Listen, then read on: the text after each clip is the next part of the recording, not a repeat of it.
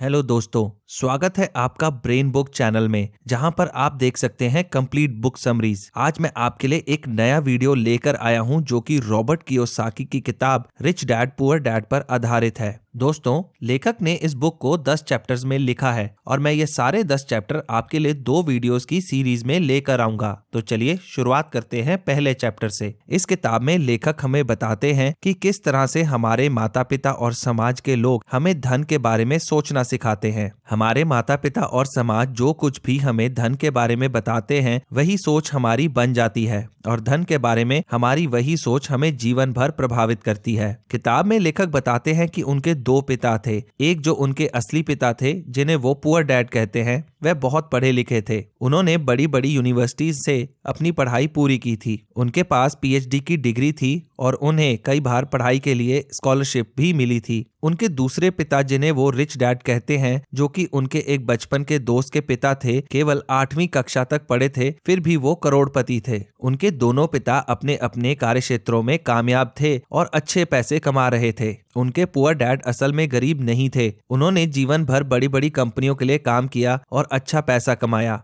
लेकिन वे ज्यादा अमीर नहीं बन सके। उनका अपना कोई बिजनेस नहीं था और वह हमेशा दूसरों के लिए काम किया करते थे। दूसरी ओर उनके रिच डैड केवल 8वीं पास थे, फिर भी उनके बहुत सारे बिजनेस थे। वह करोड़पति थे और हमेशा अपने बिजनेस के लिए काम करते थे। रॉबर्ट कियोसाकी कहते हैं कि कोई व्यक्ति जीवन में कितना धन कमाएगा और कितना सफल होगा, यह सब उसके खर्च करने और निवेश करने की आदतों पर निर्भर करता है। लोग पैसा खर्च करने की आदतें अपने माता पिता से सीखते हैं। यही कारण है कि गरीब लोग अपने पैसे खर्च करने की आदतों को बदल नहीं पाते और कभी अमीर नहीं बन पाते। दोस्तों, लेखक ने ये किताब 10 चैप्टर्स में लिखी है, तो चलिए शुरुआत करते हैं पहले चैप्टर से।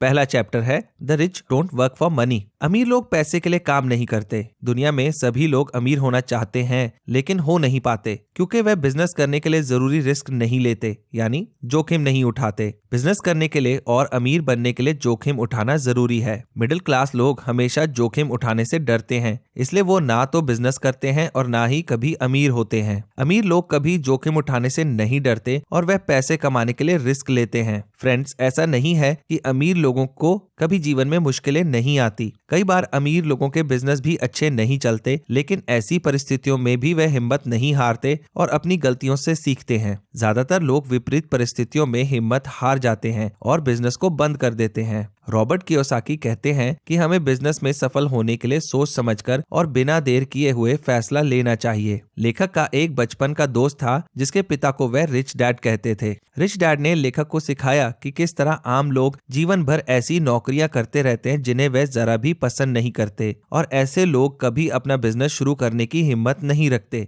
रिच डैड ने उन्हें समझाया कि औपचारिक शिक्षा यानी फॉर्मल एजुकेशन नहीं, बल्कि काम करने का तजुर्बा व्यक्ति का सबसे अच्छा टीचर होता है। ऐसे बहुत कम लोग होते हैं जो अमीर बनने का सपना देखते हैं और उसके लिए शुरू से अंत तक की योजना बनाकर अपना बिजनेस शुरू करते हैं। ऐसे लोग सिर्फ पैसा कमाने के लिए बिजनेस नहीं करते, वह लोगों को लंबे समय के लिए कोई अच्छा उत्पाद यानी प्रोडक्ट या सर्विस देते हैं जिसके बदले में उन्हें पैसा मिलता है। दूसरा चैप्टर है the poor and middle class work for money but the rich make money work for them. गरीब और मध्यम वर्ग यानी मिडिल क्लास लोग पैसा कमाने के लिए काम करते हैं, लेकिन अमीर लोगों के लिए उनका पैसा काम करता है। गरीब और मध्यम वर्गीय लोग अपने धन का सही प्रबंधन यानी मैनेजमेंट करना नहीं जानते, इसलिए वे जीवन में अमीर नहीं बन पाते। वह किसी भी काम का रिजल्ट उसी वक्त चाहते हैं। अगर वे कोई काम करते हैं तो वह पैसा कमाने के लिए इंतजार नहीं कर सकते, जबकि ज्यादातर बिजनेस में ऐसा ही होता है। वह जितना भी पैसा कमाते हैं ज्यादातर उन्हें उसी वक्त खर्च कर देते हैं। अगर वह कुछ पैसा बचा भी लेते हैं तो उसे म्यूचुअल फंड जैसी योजनाओं में निवेश करते हैं, जिसमें उन्हें धन का घाटा होने का डर रहता है। अगर किसी गरीब व्यक्ति या मध्यम वर्गीय व्यक्ति को अपने वेतन से कुछ अधिक पैसे मिलते हैं तो वह जल्द ही उससे कुछ न कुछ खरीद लेते हैं। ज्यादातर वह अपने घर का सामान खरीद लेते हैं और अगर कहीं से बड़ी रकम मिल जाए तो गाड़ी या नया घर खरीद लेते हैं। ऐसा करने से उनका लिविंग स्टैंडर्ड तो बढ़ जाता है, लेकिन साथ ही साथ उनके खर्चे भी बढ़ जाते हैं। खर्च बढ़ाने से उनके पास निवेश यानी इन्वेस्टमेंट करने के लिए पैसे नहीं बचते और लेखक रॉबर्ट कियोसाकी कहते हैं कि बिना निवेश किए हुए कोई भी व्यक्ति अमीर नहीं बन सकता।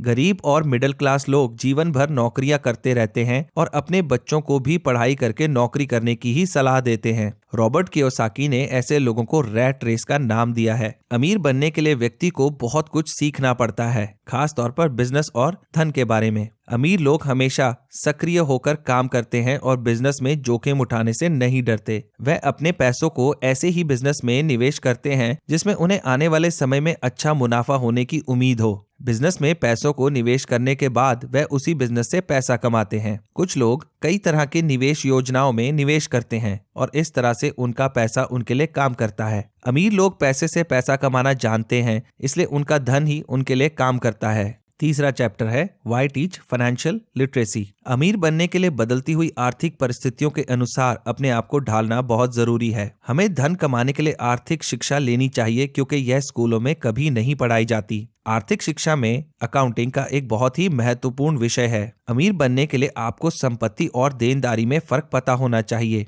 आपको अपने सोर्सेज यानी स्रोतों को संपत्ति हासिल करने के लिए इस्तेमाल करना चाहिए, ना कि देनदारी। गरीब और मध्यम वर्गीय लोगों को संपत्ति और देनदारी में फर्क नहीं पता होता और वह देनदारी को संपत्ति समझकर खरीद लेते हैं। अमीर लोग ऐसी गलती कभी नहीं करते क्योंकि वह संपत्ति और देनदारी के बीच के फर्क को अच्छी तरह जानते हैं। संपत्ति वह है जो आपकी अपनी है और जिसे आप धन कमाने के लिए इस्तेमाल कर सकते हैं। देनदारी का मतलब है कोई ऐसी चीज जिसे खरीदने के बाद हमारे ऊपर उसके पैसे देने की जिम्मेदारी होती है। आर्थिक शिक्षा में दो महत्वपूर्ण चीजें होती हैं जो हर उस व्यक्ति को पता होनी चाहिए जो अमीर बनना चाहता है। चलिए बात करते हैं प्रॉफिट एंड लॉस शीट की। प्रॉफिट एंड लॉस शीट आपकी आय और खर्चों की सूची होती है और इसमें आपके खर्चों के बाद बचने वाली कुल आय की गणना की जाती है। दूसरी है बैलेंस शीट। बैलेंस शीट आपकी संपत्ति और देनदारियों की सूची होती है और इसमें कुल मूल्य की गणना की जाती है। गरीब और मध्यम वर्गीय लोगों की सबसे बड़ी समस्या यह है कि उनके खर्चे और देनदारियां उनकी आय और संपत्ति से अधिक होती हैं। ज्यादा धन उनकी आर्थिक परिस्थितियों को सुलझा नहीं सकता। जैसे जैसे किसी व्यक्ति की आय बढ़ती है तो उसका भरने वाला टैक्स भी बढ़ते जाता है और इस बात को गरीब और मध्यम वर्गीय लोग नजरअंदाज करते हैं। फ्रेंड्स, अब मैं आपको घर और प्रॉपर्टी के बारे में कुछ जरूरी बातें बताऊंगा।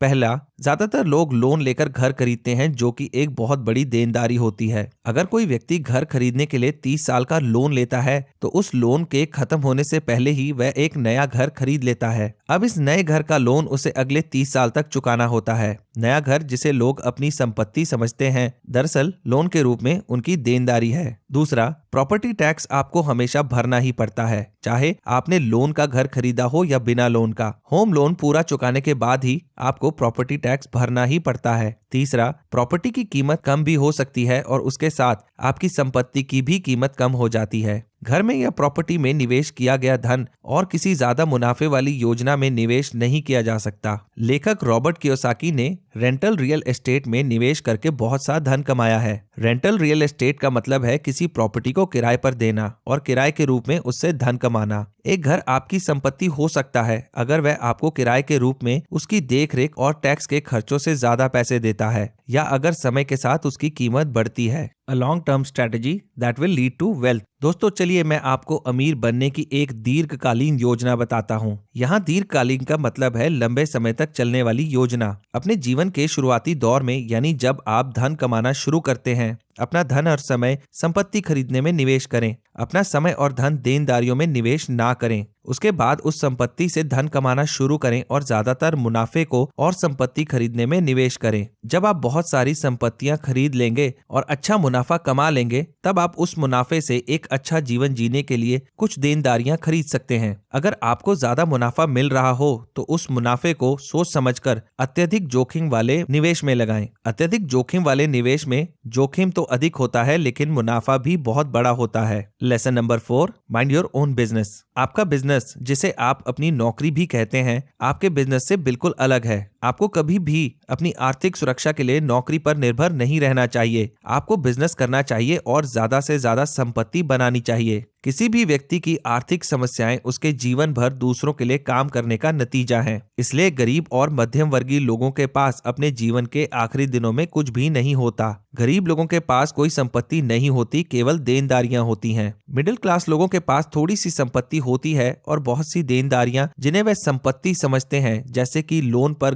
खरीदा हुआ घर और घर का सामान। हमें अपने जीवन में जितनी हो सके उतनी संपत्ति खरीदनी चाहिए, जैसे कि प्रॉपर्टी और घर, जिसे हम धन कमाने के लिए इस्तेमाल कर सकें। लेखक के रिच डैड ने उन्हें समझाया कि असली संपत्ति वही है जिससे आप पैसा कमा सकें, जैसे कि stocks, bonds, mutual funds, real estate property, copyrights, books, music वगैरह। आप इनमें से कोई भी ऐसी संपत्ति खरीद सकते हैं जो आपको पसंद हो। जैसे कि लेखक रॉबर्ट कियोसाकी को रियल एस्टेट की प्रॉपर्टी खरीदना पसंद था, इसलिए उन्होंने बहुत सी प्रॉपर्टीज खरीदी और उन्हें किराए पर देकर बहुत सारे पैसे कमाए। अच्छा बिजनेसमैन वही होता है जो भावनाओं में ना बहकर सोच समझकर फैसला लेता है। लेखक रॉबर्ट कियोसाकी ने अपने दिल में अपनी किसी भी प्रॉपर्टी के लिए कोई भावनात्मक विचार नहीं रखे। वह हमेशा नई प्रॉपर्टीज को ढूंढते रहते थे और पुरानी प्रॉपर्टीज बेचकर नई खरीदते थे, जिससे वे ज्यादा पैसे कमा सकें। किसी भी बिजनेस में कामयाब होने के लिए जोखिम उठाना पड़ता है और कड़ी मेहनत भी करनी पड़ती है। ज्यादातर लोगों के बिजनेस पहले वर्ष में ही असफल हो जाते हैं, क्योंकि वह बिजनेस की शुरुआत में ही कुछ गलतियां करते हैं और उनमें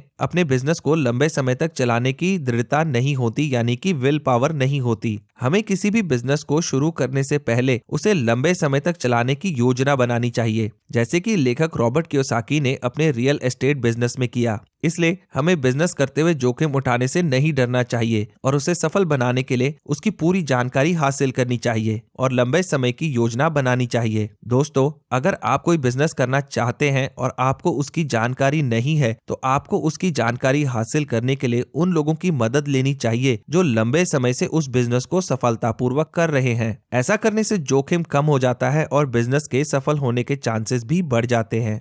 दोस्तों, इन वीडियोस को आप तक लाने में हमें बहुत मेहनत और बहुत ज़्यादा समय लगता है, तो अगर आप नए हैं तो हमारे चैनल ब्रेन बुक को सब्सक्राइब करना ना भूलिएगा और अगर आपको हमारे वीडियोस पसंद आए तो उन पर लाइक, शेयर या कमेंट करना बिल्कुल भी मत भूलिएगा और बेल आइकन को दबाना तो बिल्कुल ही नहीं। आपका प्रोत्साहन हमें और ऐसे वीडियोस को आप तक लाने में मदद करेगा।